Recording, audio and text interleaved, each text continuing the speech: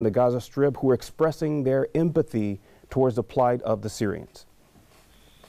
The village of Madaya has been under suffocating siege by Syrian regime forces since early July, which led many people, including children, to starve to death. The people of Gaza have the same experience of suffering and siege that has been imposed on the Gaza Strip since 2007.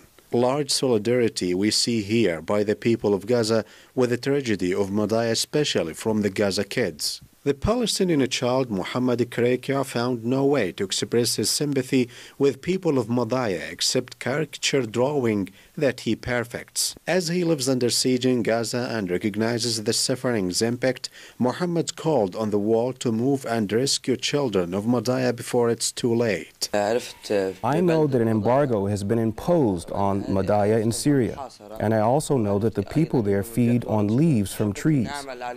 I have decided to support them in their suffering by expressing sympathy for them in my drawings. I have published my work on Facebook, and I have made many people know about their suffering. Gaza social activists also have initiated campaigns on the social media to highlight the tragedy of Madaya and urge the international community to save it and its besieged people. Other popular calls were made by Gazan people to save the besieged Palestinians in the refugee camp of Yarmouk in Syria, which also suffers restrictive siege and bombing by Syrian regime forces. Because they had a similar experience, Palestinian people called on the international community to end the disaster of Madaya, believing it's not enough to enter some food trucks into the besieged town and keep it under mercy of the regime forces. We are deeply touched here in Gaza by the starvation in Syria more than any other people, because we have been living under an embargo, fighting starvation for 8 years now.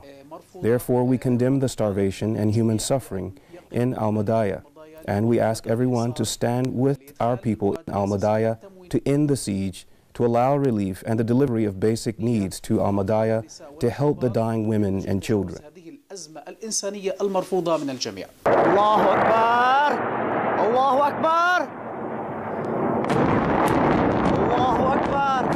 Beside bombing and torture to death, starvation is widely used by the Syrian regime against Syrian people in Madaya and Palestinians in Yarmouk refugee camp.